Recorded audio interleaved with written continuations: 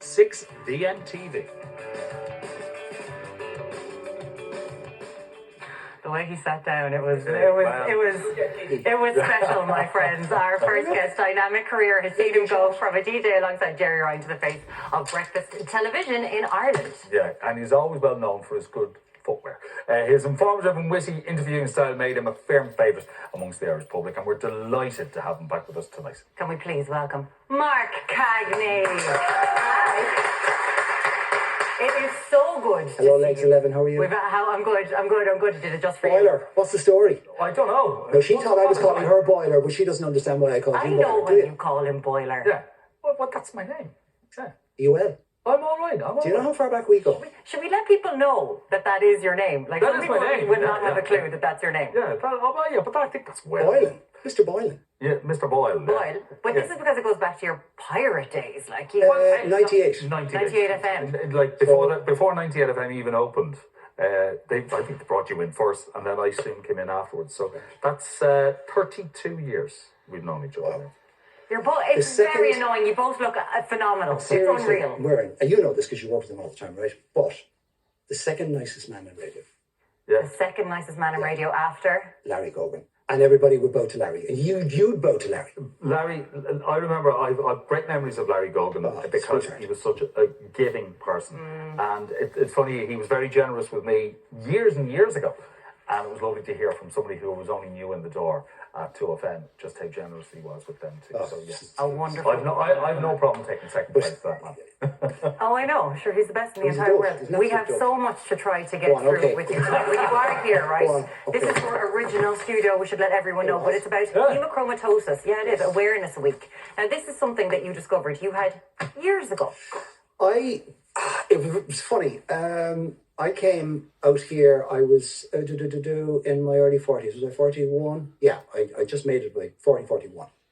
And obviously you're getting up at 3, 4 o'clock in the morning and you're knackered because it completely throws your system, your clock, all the rest of it out of kilter. I had young kids. Life was turned upside down and I felt like this is still a family program, so I won't say it. But do you know the stuff you step on in the street, you don't want to bring it into your house? That's how I felt all the time. I thought, this is wrong. I can't. This is going to kill me if I don't either give it up or find out what's causing it.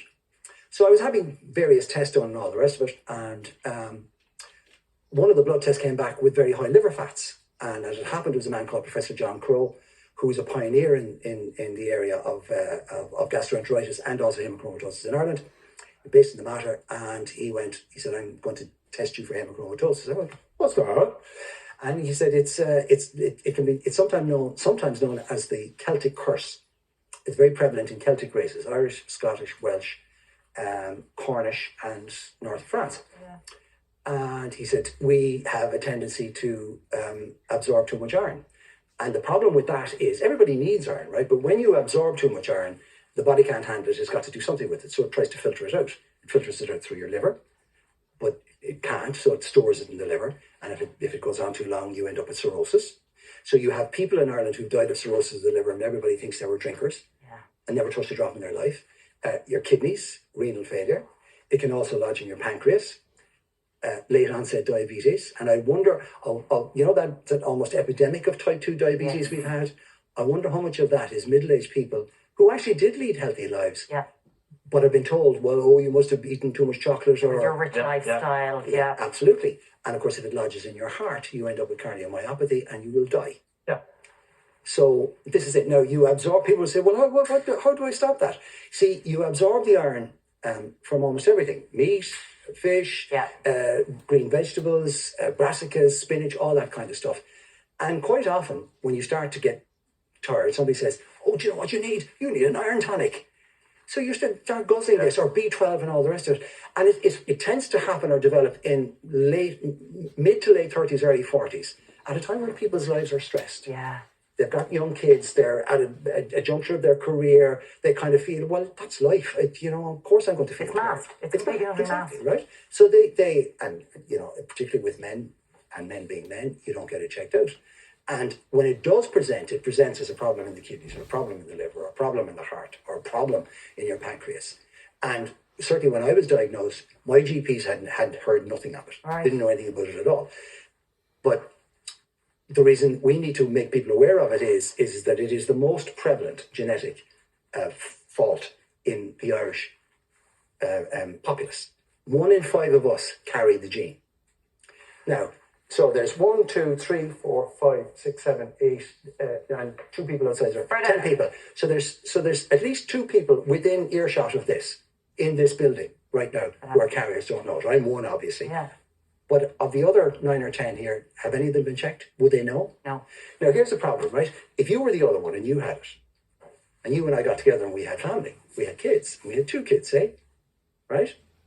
1 in 2 of those would have the double gene, and then they're in real trouble. They are going to end up absorbing way too much iron in some part of their body. This is incredibly important, as you said. There is 1 in 83 people. 1 in 83 have the double gene. If it's something there that you're listening to and you're like, could that be me? It's not just your lifestyle. Please check out hemochromatosis-ior.com just to find out more information on this. Symptoms. We've got. I'll give you just so that I do this properly.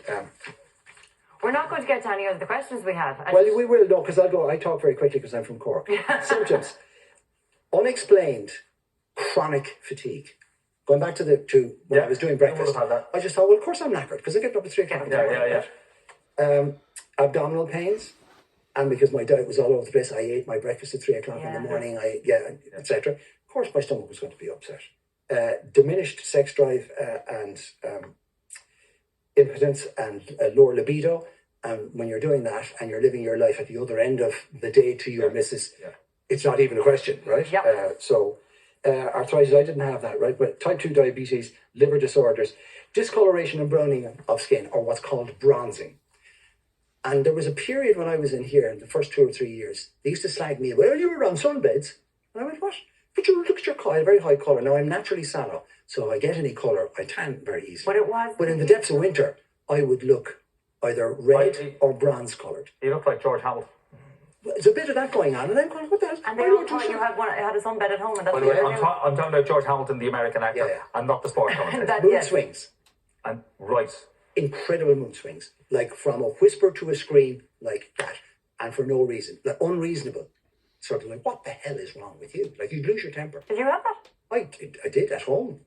Yeah. And I've been known to kick a few doors and punch a few doors. So you would never stand behind a studio door. But No. Regular heartbeat, night sweats, getting up in the middle of the night, changing your t-shirt twice in the middle of the night because you'll be soaked with the sweat. You're like, what the hell is going on? So these are all these things. If any of these symptoms are making any sense, as I mentioned, hemochromatosis, if you don't know how to spell it, you will find it eventually, -ior.com. Just to check this out because it's prevalent in Irish society. This is Awareness Week. And by the way, there will be notable buildings all over the country. Mansion House, the bridges, they're all going to go red. You know the way they do over Paddy's Day? Yes, they go green? for awareness. Yeah, for awareness. And that's going to be happening right across the world, but it'll be happening particularly here. Yeah. It's very simple. Get a pinprick blood test in your finger, check your ferritin, and as soon as they decide you have too much iron in your blood, you go and you have blood taken. Like donating blood. A symptom isn't a mustache from the 1800s, though, is it? No. I have been binge watching The Crown, so I decided I was just so happy to be able to grow hair anywhere above my neck and to have hair to play with. I just thought, oh, what'll I do with this? And I was watching The Crown, and I thought, oh, I'll have one of those Romanov beards. So hence this. I'm sorry, I think it looks so good on you. It's amazing. Well, if you've got it, flaunt it. Why not? Go for it. Look, you were all over the news the early part of this year because apart from the hemochromatosis. Not related, by the way. No.